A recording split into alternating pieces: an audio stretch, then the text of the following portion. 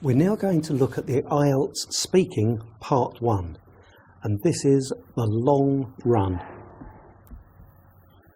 This part of the test focuses on your ability to speak at length on a given topic using appropriate language and organising your ideas coherently and obviously appropriately.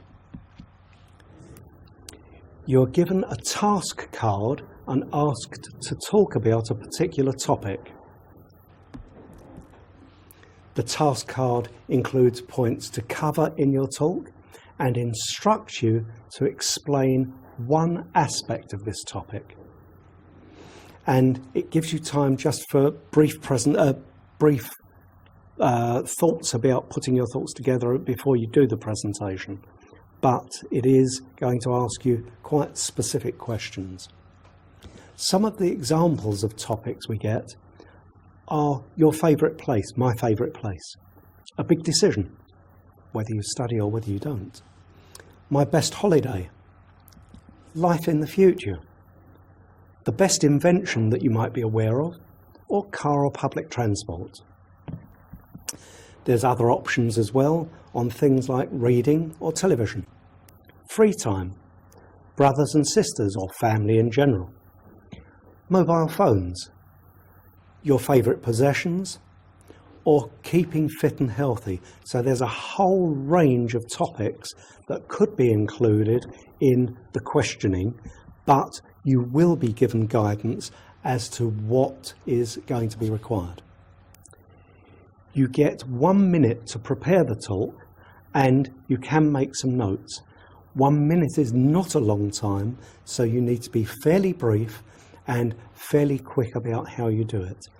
But having got your thoughts down, just arrange them in a sensible order. You need to think of things to say and structure your talk, because the structure is equally important as the content. You will have to talk for 2 minutes, and the examiner may stop you after 2 minutes and ask you 1 or 2 questions on the same topic to show whether mentally you've done that mental preparation and you've done past practice and past preparation that will allow you to talk at greater length about the topic. And if you now have a look at how to structure your long term, we can look at things like an introduction to what you would like to say, explaining what you want to say, and then concluding what you want to say.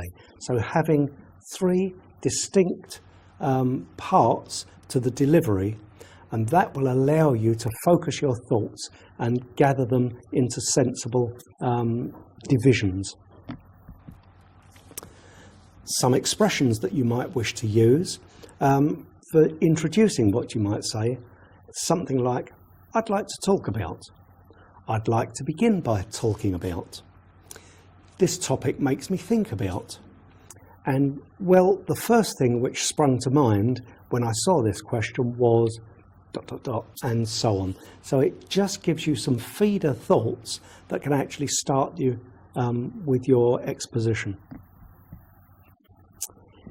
If you come on to then explaining what you want to say, you can use expressions like, I think what I'm trying to say is, or for me, this means that, or the best example I can think of is, I think we can see this clearly in whatever, and a situation like whatever.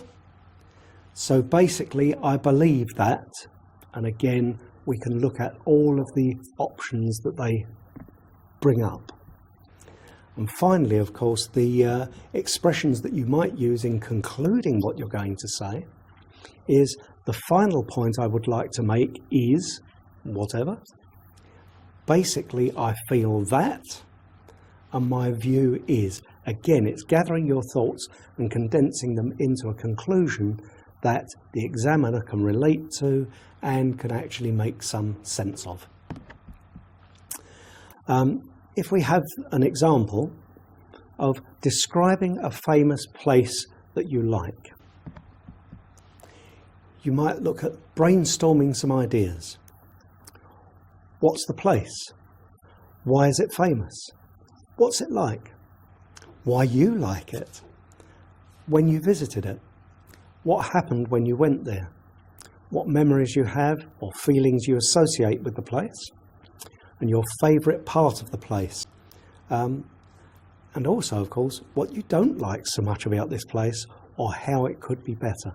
Because, of course, there's always two sides to all questions. When you like something, there's also a possibility that you may not like things.